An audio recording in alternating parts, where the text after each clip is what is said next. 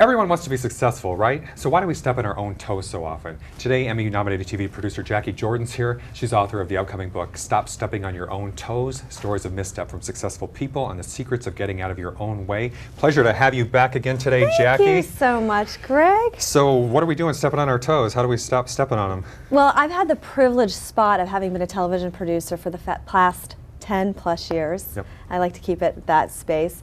I'm having booked, produced, and overseen at least 10,000 guests on television. 10,000. And I've also been part of the process where people come from obscurity to tremendous success and fame. Yep. And I've seen the whole process. And I've also seen the Well, people. and you've helped launch how many careers, I think, in the process, by the way. Thank you, absolutely. And as a result, I have also seen a lot of people go from obscurity who are about to pop on that bubble and don't.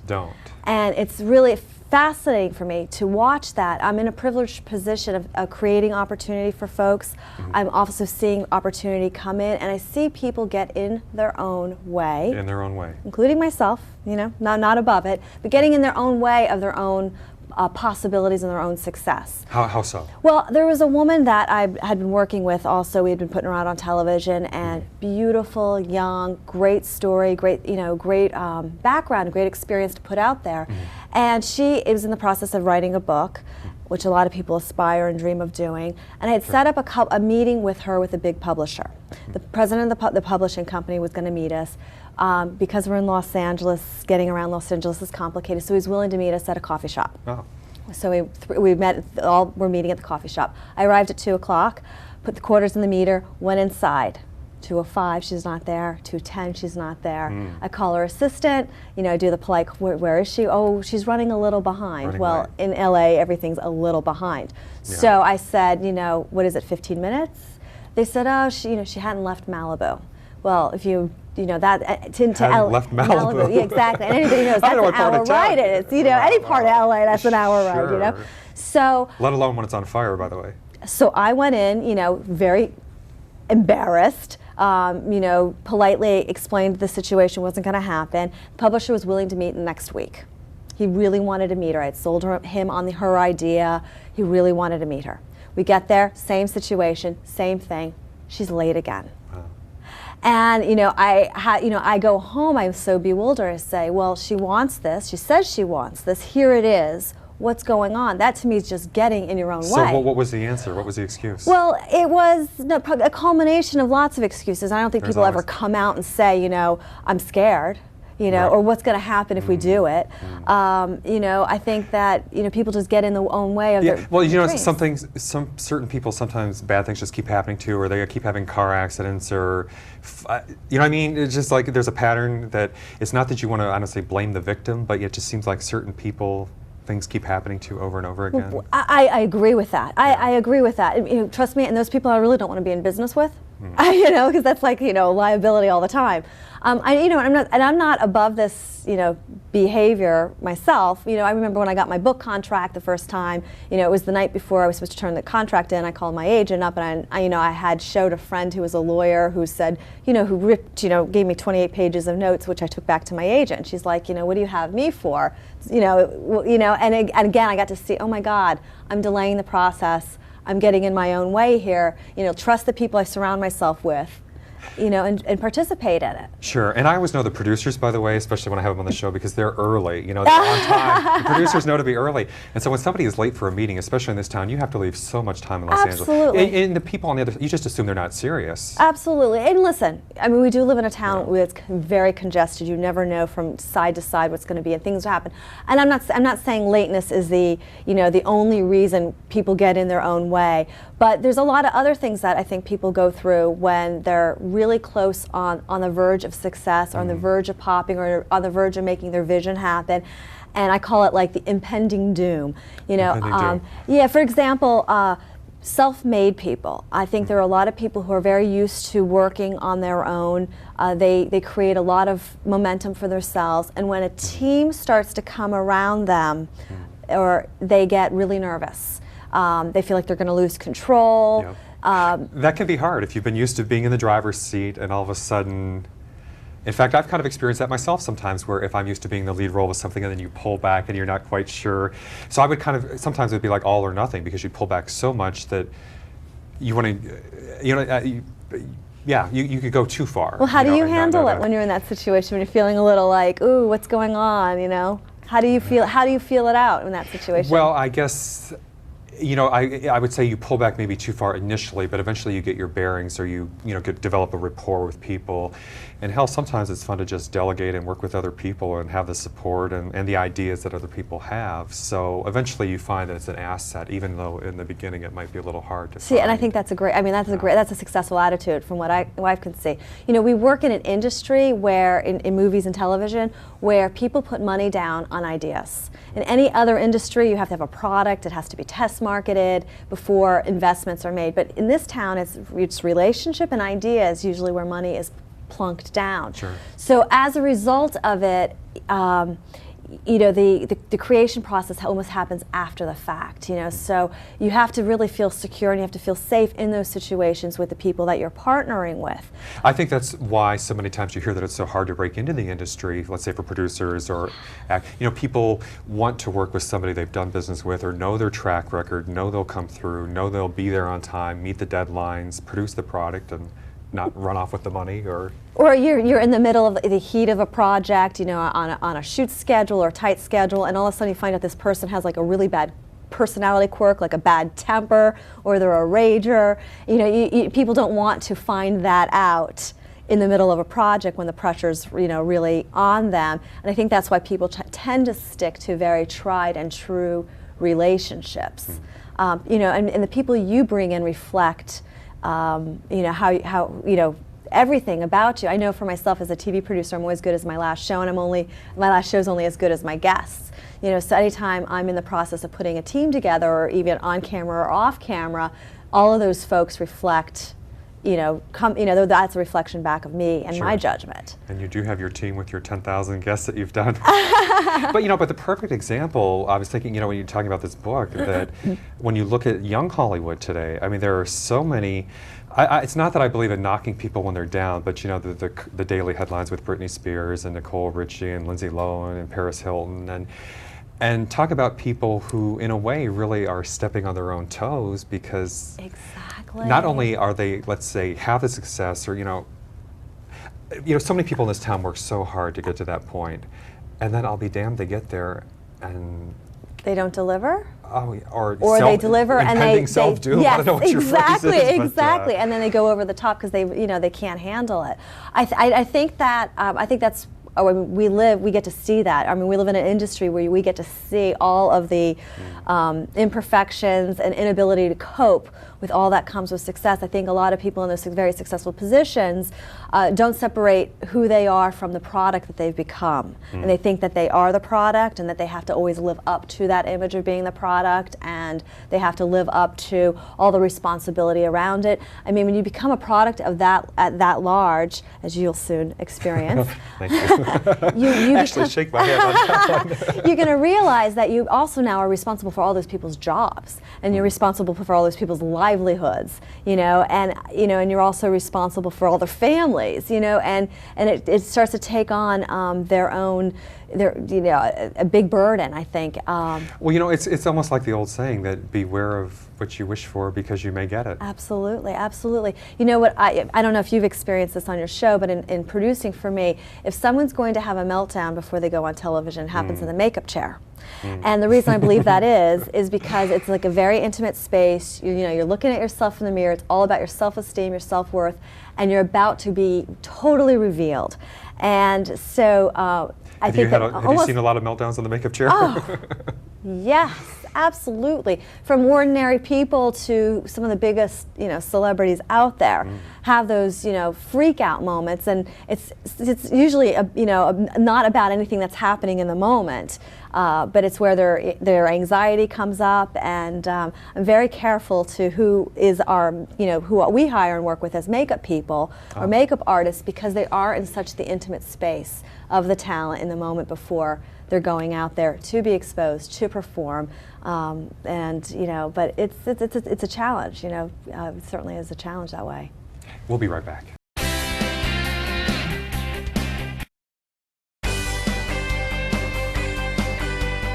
And we are back with Jacquie Jordan today talking about stepping on your own toes. I guess I won't put you on the spot and ask about the celebrities who melted down in the chair. You'll have to tell me after the show about that one. I'm sure you could read the tabloids to find out. But you say, though, that success happens in communities, you were telling me during the break. Yes, I do. I believe that if you look at success overall, it happens in communities. It doesn't happen in isolation, which means that very successful people partner with people, or they have communities that support their growth, their development, their visions, their... It takes a village. It does. And you will think about these successful people. You had Francis Ford Coppola, George Lucas, Steven Spielberg.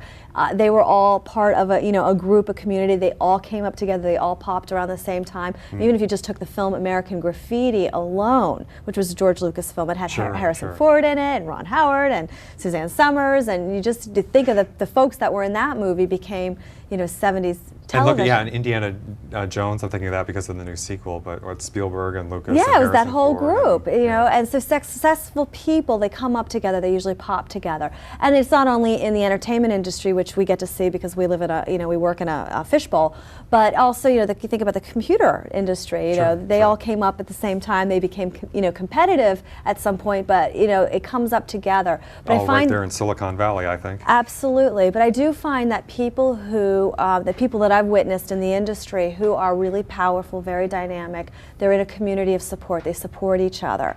I think they support each other on the risks that it takes to put themselves out there. They support each other on, taking those action steps that need to happen in order to, make things happen. I know that from the position that I'm in, a lot of people come to me and I get the, can you make me a star? Or I want to be a TV host, or I want my own TV show, or, can you read my script? Can we make the movie? What can you do for me?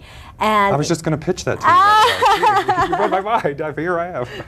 But I always, my response to that is, first of all, I'm not going to work harder on your career than you're willing to work on it for yourself. Sure. And I think that there's a very... Get off your butt and do it. Absolutely, absolutely. Yes, we need a team we need coaches, we need mentors, we need people who we can look up to, and if we don't, look at them, we can find people that we at least can admire and model what they've done that's work, because somebody else has paved the road ahead of us anyway. But the whole idea, there is an entitlement. I think there is a self-defeating, sometimes an entitlement attitude that gets in people's way, that keeps them stepping on their own toes. Oh yeah, I can think of an example. I'll try to keep it generic or vague, but somebody who came to me and wanted to be on the show said, they'd gone to all kinds of TV shows, nobody would respond to them, and I thought, well, this is actually a topic we could work with, we could do it, and it'd be fun to kind of give somebody a break. But I'll be damned if they didn't have so many excuses. I was a singer and couldn't sing her own music because she was afraid somebody would steal it. Couldn't sing somebody else's music because it wasn't her own and she only sang her own music. And I'm thinking, well, you're not giving me a whole lot to work here. If you can't sing your own songs and you can't sing somebody else's, whose are you going to sing? And there were all these excuses, even, I don't know, just a lot of things, but a lot of reasons that things couldn't be done. And I think of the people who work 2 jobs or 3 jobs and somehow find a way, that. Well, I absolutely believe exactly. I absolutely believe. Watch what they do, not listen, not what they say, because especially in this town of talk, people are always selling a good story, always selling a good line. It's a talk. Everybody talks it up. But for me, it's always like, well, watch what they really do. What is, what their behaviors say about them.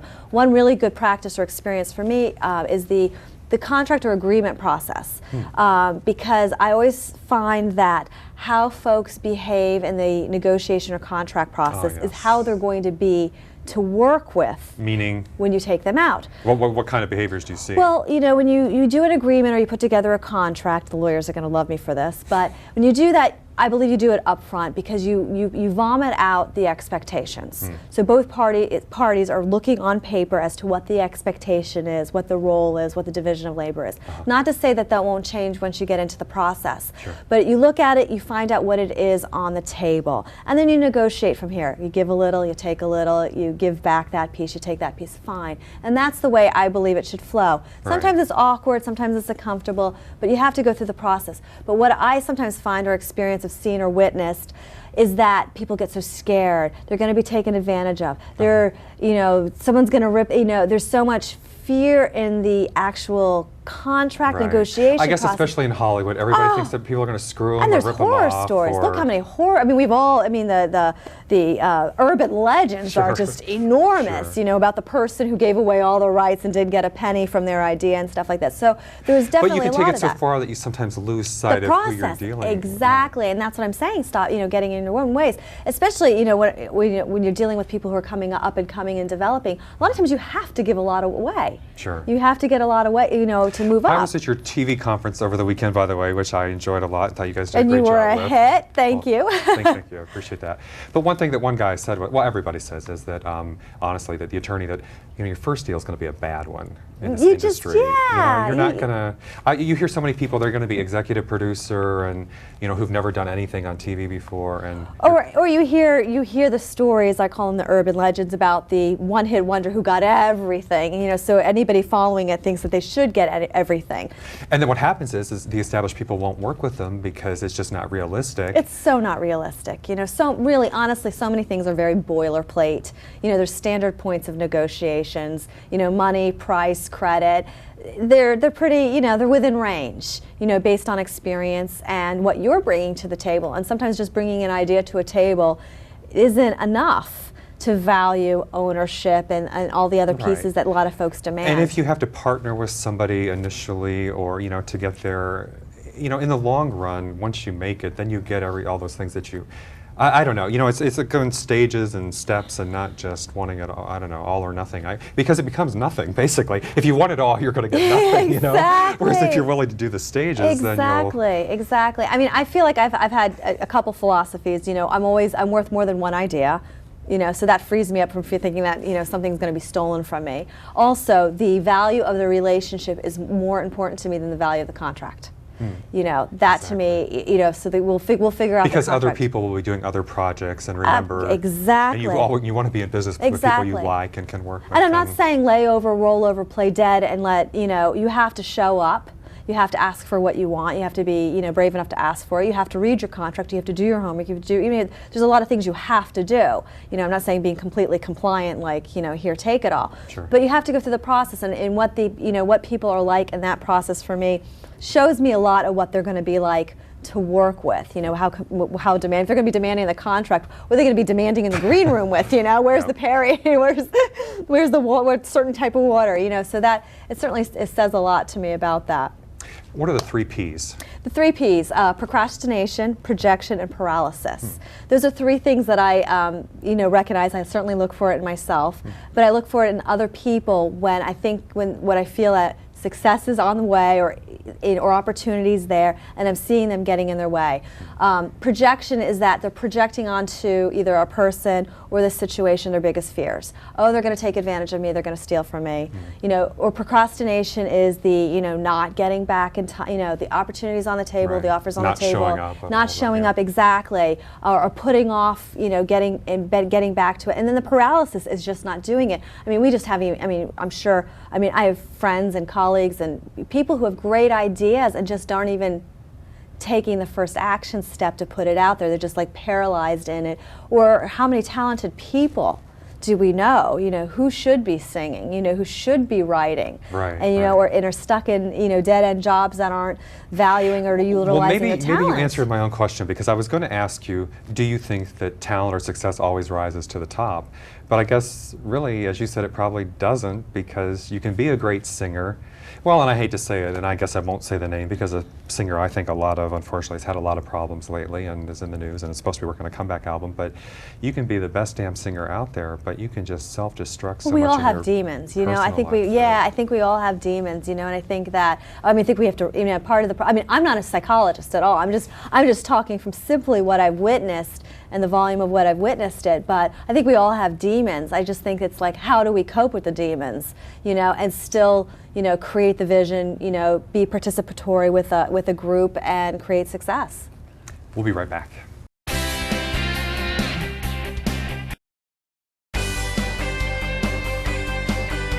And we are back today with Jacquie Jordan talking about stepping on your own toes. Okay, so kill the messenger. Yes, kill the messenger. Well, I think there's It's one of the signs of impending doom. I think it's when people get panicked, they, whether it's good news or bad news, they, jump down your throat. Yes, yeah. I think that yes, killing the messenger, I think, is one of the signs of what I call impending doom of success. And create a crisis. Create a crisis. A lot of times, we deal with we deal with shows, we deal with productions, we deal with opportunities, that we do a lot of deals. And people will create, the crisis will come in. I think you brought it up earlier in the show. All those people who have the car accidents. Yeah. It's drama. It's all. Drama, exactly, yes, it's all. exactly. To me, what I see is it's just a diversion to avoid the possibility. And really, what are people avoiding? They're avoiding the success brings change. Change is uncomfortable. I think everybody experiences change is uncomfortable. And creating the drama, the crisis, just kind of pushes away the anxiety, or is the anxiety of the change. I'll give you an example, and maybe kind of a small example, but I think it illustrates that. Remember once, fortunately this show generally goes surprisingly smoothly. Maybe not this week, but that's another story. But I'll never forget one of the rare cancellations we had at the last minute once with a guest was he called and said he had a fire in his kitchen. Called me and he sounded completely panicked. And what can you say? Somebody's house is burning down, so obviously the fire in the house is going to take precedence. Of course, got it, yeah. So we rescheduled the interview. Fair enough, and so next time he calls me in a panic, and he had a mosquito bite on his lip, and his lip was swollen. So now the second time, and this is like literally out of the 200 and some shows we've done, this is like the 1 or 2 times that somebody's called me at the last minute and canceled in a panic, and it's the same person. At first it was the house on fire, and then it was a mosquito bite. And so we filled it. Well, then his new book came out, and he called me, and I have to admit at that point we weren't rescheduling, because you only get so many strikes and you're out. What's the expression? First time, shame on you. Second time, shame on me. Right. I mean, that's exactly what that is. And as someone once said when it was a book, when somebody has that much drama or so many problems happen, I thought, well, what's going to happen next time? Maybe something really serious is going to happen to the guy. So I thought if our booking game is putting that out there, then we better just move on to the next one. And then a few months later, I got a call when his new book was out, saying he wanted to be on the show, and I thought, well, you're not going to show up anyway, so why should I book you? Yeah, and exactly. so I'll never book the guy. I hate to say it, but just because I don't think he's going to show up anyway. So why would I waste my time? Absolutely, absolutely. It would, yeah, absolutely. You feeling me on that one? I'm right there with you on that. I'm right there with you. And I think the last thing that the sign of impending doom is I'm the one who made it happen.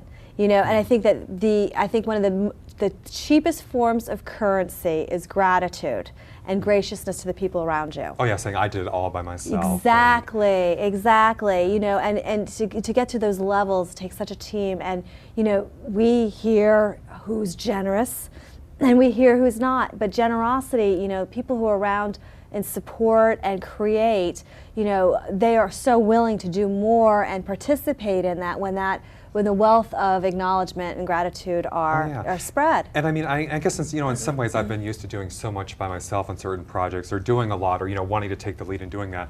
But yet I can't tell you what a pleasure it is, though, to be able to rely on other people and know that, oh, so-and-so is a good makeup artist, and so-and-so is a good designer, and so-and-so is a great producer. And I met your growing team of successful people. Yeah, and it's such a pleasure. In fact, sometimes I always say I'd like to outsource it all to everybody. Maybe that's going too far. But you have a network, and you use the internet for the networking, and you've got a global following. So you have a community. Like that is a community that supports you by the audience, by the content, and that's how these things happen. That's how the growth keeps happening. I believe it's success happens in communities, and it's exponential, and that's why it moves faster than when you're like huffing out the process by yourself. Oh, I love it. So in our final minutes here, any final words of advice for everybody who's out there stepping on their own toes? Well, I guess if you're stepping on your toes, maybe then just change your shoes or something. I don't know. What do you think of these? Are these okay? I don't Those know. are great. Kind of square-toed. I don't know. I don't trip too much. Well, like I said, my search about this because I was seeing it, but I was also like checking in with myself. How do I? Am I doing this to myself? Like, what times do I? Get scared of the process or step on my own toes. And we certainly know what it's like to step on other people's toes, but we certainly don't want to do it to ourselves too. Well, thank you very much for being here today, Jackie. I sure appreciate it. The book is Stop Stepping on Your Own Toes. Thanks everybody for watching. We'll see you next time.